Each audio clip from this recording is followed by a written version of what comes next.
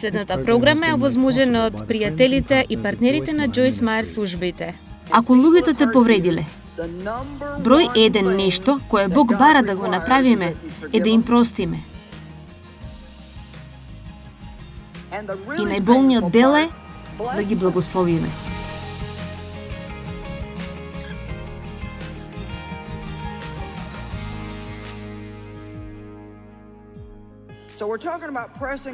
Значи, ние зборуваме за туркање нанапред кон нови почетоци и дека за да го сториме тоа, мораме секогаш да бидеме спремни да се откажеме од она што е позади нас. Колку минути сте имале нешто во животот во кое сте вложиле толку многу од себе си и тоа едноставно не успеало? Добро, морате да бидете многу предпазливи, едноставно да не заглавите во нештата кои не успеваат и да не дозволите тие да влезат во вашето размислување и да направат да мислите дека вие сте неуспешни и дека се е свршено затоа што, ќе ви кажам нешто, Бог никогаш не е без план. Можеби вие не знаете кој е планот, но Бог знае кој е планот. Сега, во книгата на Самуил, има Самуил 1 и 2, ние читаме за цар Саул. Сега најпрво, Бог никогаш не сакал луѓето да имаат цар. Тој сакал тој да биде нивниот цар. Но луѓето инсистирале да имаат цар и затоа тој помазал човек по име Саул да стане цар. Библијата вели дека кога духот дојде над Саул, тој беше претворен во друг човек. Тоа е она што се случува кога Светиот Дух доаѓа над тебе. Што и да си бил пред тоа, сега можеш да се збогуваш со тоа, затоа што тој ќе те претвори во сосем нов, остар, способен инструмент. Дали го сваќате тоа? Дали вие сваќате дека денес во оваа просторија имаме луѓе кои ќе го сменат светот? Ви велам, кога Бог ќе се зафати со вас, тоа се завршува освен извиците од ѓаволот, затоа што ако ти навистина стоиш блиску до Бог и го правиш она во што тој те води, мислам, немаш идеја што можеш да достигнеш и што можеш да направиш. Јас сум од едно место наречено Фентон, Мизури. Сега, имам многу дипломи од различни курсеви дипломи и знаете, работата што ми биле дадени и јас ги ценам сите нив. Но јас имам диплома од средно училиште. И така, ајде само да кажеме, во секоја намера и цел, јас не сум многу паметна интелектуално. А јас го сакам Бог и имам многу здрав разум и... Така, јас не сум едуцирана да го правам она што го правам. И никогаш не бев во библиско училиште. Јас не чувствувам како да имам некоја висока титула преку моето име. Почнав со Джойс и јас сум се уште Джойс. Бев збрка. Бог ме зеде и тој го промени мојот живот преку неговиот збор и тој ме повика да го споделам неговиот збор со луѓето. Денес, пораката која ќе ја слушнете оваа неделва ќе биде слушана околу светот на 100 различни јазици. Јас за малку ќе паднев по англиски јазик.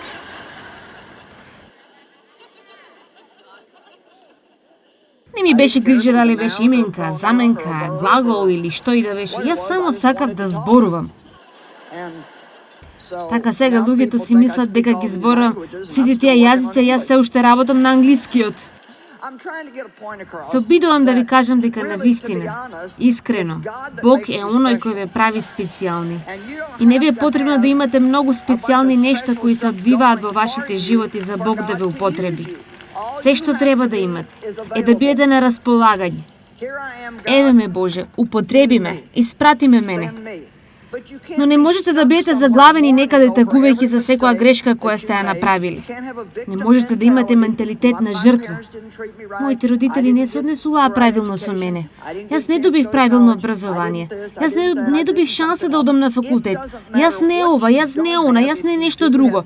Не е важно што немате, се додека го имате Исус во вашиот живот. Дали го разбирате тоа? Ако вие го имате Исус, ако имате добра лична врска со Исус, ви имате се што ви е потребно за да направите нешто големо. Јас реков големо нешто, големо со вашиот живот. Бог го помазал Саул да стане цар. И Саул бил делумно послушен, но тој не бил целосно послушен. Тој ги правил повеќето од нештата кои Бог му ги рекол да ги направи, но исто така го правил и она што тој сакал да го прави. И тој го правил тоа повторно и повторно, со додека Бог конечно не рекол: ти нема да бидеш цар. Тој ја изгубил својата шанса заради непослушност. Пророкот Самуил морал да инвестира многу време во Саул. Тој го сакал Саул. Сигурно сум дека тој се молил за него и работел со него. Но така, кога Саул ја изгубил шансата да биде цар, Самуил тагувал. Многу тагувал. Знаете, кога не имаме загуба во нашиот живот, ние тагуваме по загубите. Така и треба да правиме. Но морате да бидете многу внимателни да не дозволите дух на тага да го обземе вашиот живот и да ве задржи до крајот на животот. Затоа што ако дозволите, тоа ќе ве спречи да ги оставите нештата кои се во минатото и да продолжите со нештата кои се напред. Сеќавам на една случка која ми ја каже една жена, моја пријателка. Незиниот син тинејџер добил рак и тие сториле се. Сите се молеле. Тие минеле ни сите третмани, но тој сепак починал. Така нормално, таа тагуваше и имаше болка. Таа рече еден ден била во подрумот и ги перела алиштата и таа рече: јас можев да почувствувам како духот на тага се обидува да ме опфати. Таа рече: јас зедов парче облека, го обвиткав околу мене и реков: ова е мојата наметка за обожавање и јас нема да живеам во тага. Таа едноставно почнала да танцува во незиниот подрум со тоа парче облека обвиткано околу неа. Знаете, морате да му даете до знаење на ѓаволот дека без разлика што направил тој во вашето минуто и без разлика што зел или украл од вас, дека вие ќе ја ставите вашата вера во Бог и Бог ќе ви ги врати сите тие нешта, не еднаш, туку дупло повеќе од тоа што непријателот го зел. Кога сте имале некоја тага во животот, толку е прекрасно кога радоста ќе дојде. Дали знаете дека ние нема да знаеме што е радост ако не знаеме што е тага? Еднаш јас отидов со мојата ќерка во еден спа центар за масажа на лицето и некако откако се вратив дома, ние немаше бурмата. Се јавив во спа центарот, не беше кај нив, никој ја немаше видено. И така јас заклучив дека неверојатно сум ја оставила на помошната маса или на мијалникот и некој ја зел.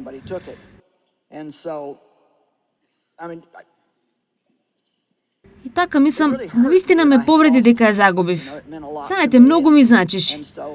И така имаше еден период на тагување и потоа конечно јас реков: Господи, тоа е само прстен и јас можам да живеам и без него. И така се продолжив со животот и по 2 или 3 месеци еден ден ми се јави мојата ќерка со која бев во спа центарот и таа рече: погоди што најдов. Јас реков: што? Таа рече: ти најдов бурбата, таа била во мојата ташна. Јас си мислам: зошто би била во твојата ташна? Потоа ние свативме дека ташната која таа ја имаше ми припагила на мене пред некое време, а јас сум ја поклонила неизе. Кога сум го извадила прстенот, сум ја здогледала ташната, мислејќи дека е моја и јас сум го ставила во неа. Таа дошла дома, ги извадила сите нешто од неа и не употребила неколку месеци. И тогаш јас бев пресрекна што го најдов мојот прстен. Еве ја поентата. Јас никогаш не би искусила таа радост ако не го изгубив прстенот. Сакам да ви кажам нешто. Сакам да го сватите ова и да го верувате денес. Некои од вас сте имале ужасни загуби во вашиот живот. Сте преживеле трагедии, неправда, би се случиле нешта кои не се правилни, кои не се праведни. И сето тоа било тешко. Но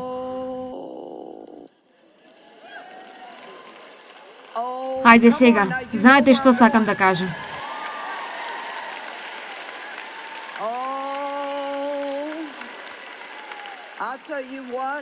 Ќе ви кажам, ако немате огорчено однесување, ако не завземете менталитет на жртва, ако продолжите да го сакате Бог и да биете покорни на Него, и да продолжите да им помагате на луѓето, вашата награда ќе дојде и вие ќе биете толку пресреќни.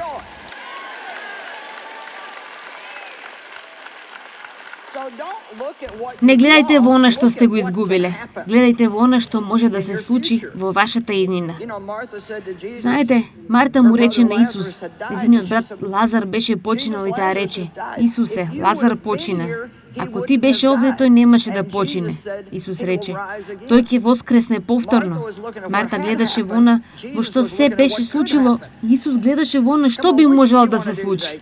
Ајде, која сакате да го правите денес? Да продолжите да се ѕверите во она што веќе се случило, или сакате да се возбудите за она што Бог може да го направи во вашиот живот? Но мора да го слушате сето тоа или нема да функционира. Не може да имате лошо однесување и исто така да го имате прекрасниот живот кој Бог сака да ви го даде.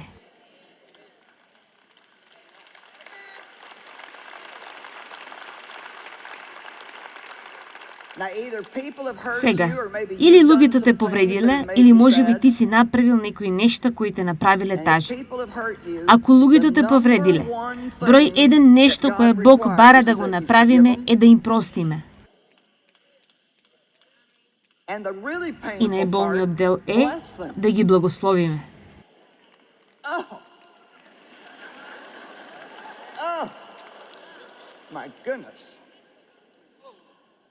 Ајде да прочитаме Лука 6, почнувајќи со 27 стих. Но јас ви велам на вас кои слушате, љубете ги вашите непријатели, правете им добро на оние кои ве мразат. Сега, јас не го измислувам ова, но ова е како мора да ме зафркаваш, Боже. Благословајте ги оние што ве колнат, молете се за оние што ве навредуваат. Но оној што ќе те удри по едниот образ, заврти му го и другиот, а на оној што сака да ти ја земе на метката, подај му ја и кошулата. Дај на секому кој бара од тебе, од оној што зема од тебе нешто, не барај да ти врати. Добро. Како што сакате да постапуваат луѓето со вас, така постапувајте и вие со нив. О, Боже, што ако целиот свет живееше според тоа? Однесувајќи се со другите онака како што би сакале тие да се однесуваат со нас. Сега ќе одделам време да го прочитам ова затоа што треба да го слушнеме. Ако ги сакате оние што вас ве љубат, каде ви е наградата? Зашто и грешниците можат да ги сакаат оние што ги сакаат нив. И ако вие им правите добро на оние што вам ви прават добро, каква ви е наградата? Зашто и грешниците го прават истото. И ако вие им дадете заем на оние од кои се надевате дека ќе ви го вратат, каква ви е наградата? Зашто и грешниците им даваат заем на грешниците за да им се врати истото. Туку вие љубете ги непријателите ваши и правете добро. На заем давајте, не очекувајќи ништо.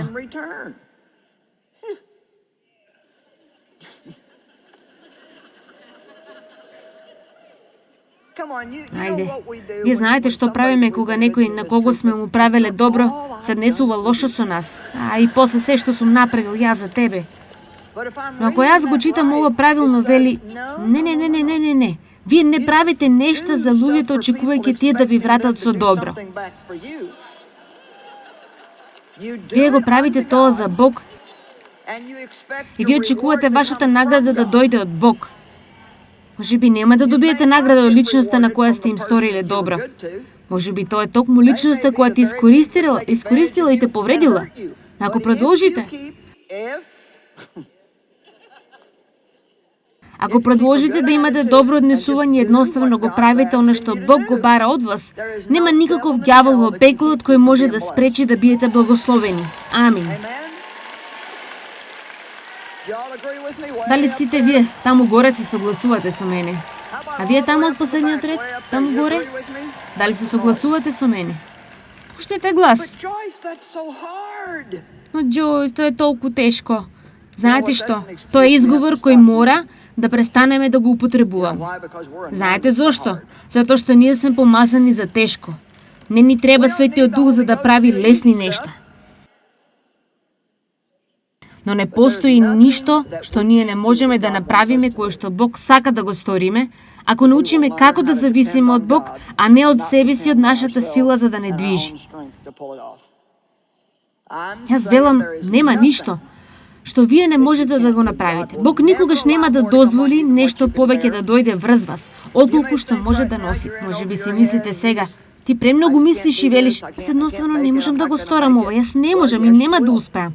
Да, можеш, затоа што јас сум имала толку многу нешта во животот за кои сум мислела дека никогаш нема да можам да ги надминам, но јас се уште сум овде. Колку од вас може да го кажат истото?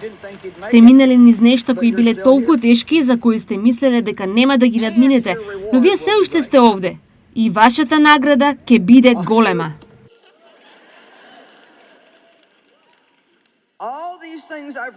Ги имам прочитано сите овие нешта. Тој вели, и ако ги правите вашата награда, ајде, некои од вас токму сега вие сте во сезоната на сење во вашиот живот. Некои од вас сте во жетва, но не сте дошли до жетва без да ја копате земјата, да го садите семето, да чекате и да минете низ тешките времиња. Може би сте имале неколку берби што пропаднале, но сте продолжиле да садите и повторно и повторно. Сега вие сте во сезона на награда. Они од вас кои сеете и животот е тежок токму сега, само продолжите да го правите она што е правилно. Саул ќе останел цар ако едноставно продолжил да го прави она што Бог му го рекол. Но не, тој морал да додаде малку од неговата волја во тоа. Па јас речи си направив се што ти ми рече.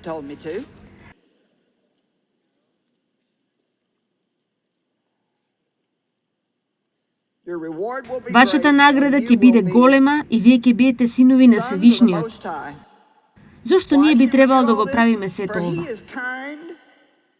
Зашто тој е добар кон неблагодарните и кон злите. Затоа бидете милосрдни како што и вашиот татко е милосрден. Ќе ви ја кажам оваа случка најбргу што можам, но не гледам како би можела да не ја споделам.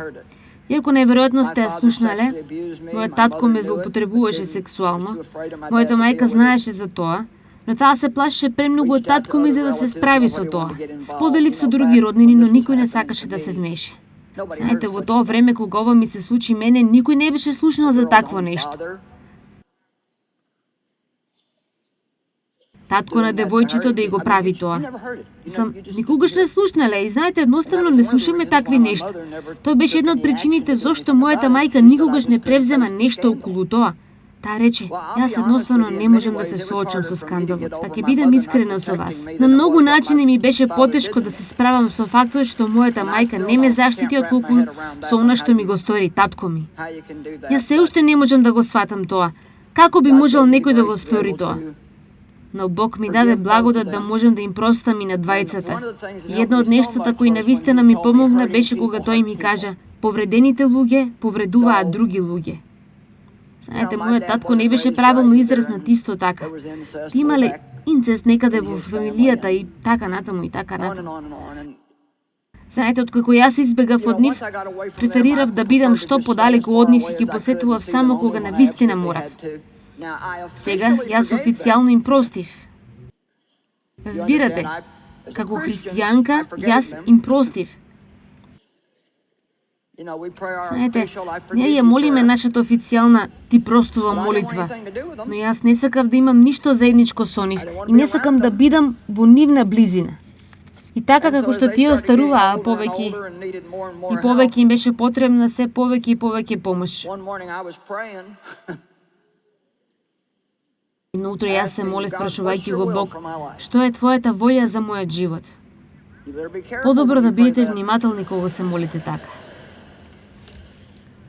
И кога Бог почна да ми става на срце дека тој сака јас да ги преселам моите родители од онаму каде што тие живееја, во југоисточниот дел на Мисури до Сент Луис, каде што јас живеев, да им купам куќа затоа што тие немаа пари и да се грижам за нив, се додека не починат. Ох, Те изгонувам Сатана во името на Исус.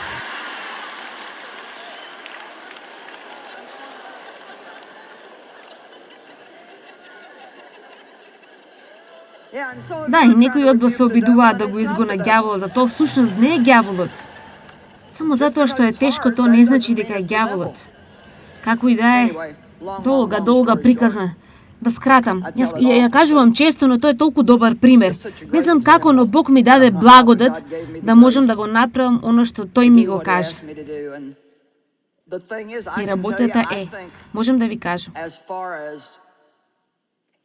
Јас мислам дека на тема сила против ѓаволот и сила со Бог, мислам дека тоа беше неверојатно најголемото нешто за кое Бог ми даде способност да го направам.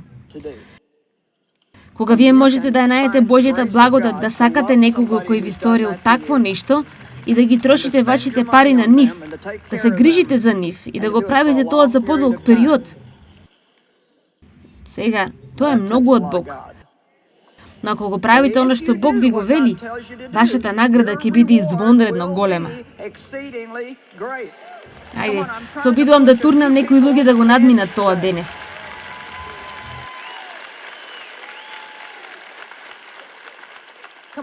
Ајде да престанеме со делумната послушност.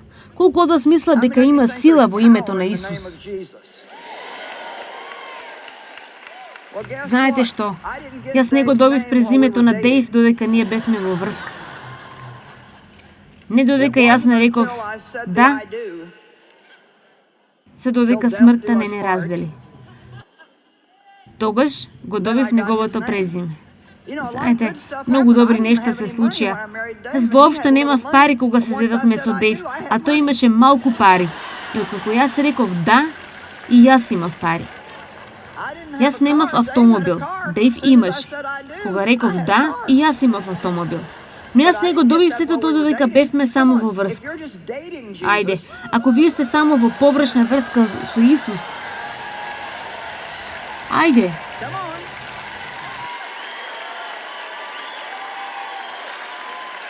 Не, мора да се подпишете на линијата. Да. Јас ниту знам зошто велам да, но Божјот говорот е да. Зошто? Бидејќи јас ти верувам доволно за да знам дека што и да сакаш ти јас да направам, без разлика дали ми се допаѓа или не, без разлика колку е тешко, тоа ќе биде најдоброто нешто за мене.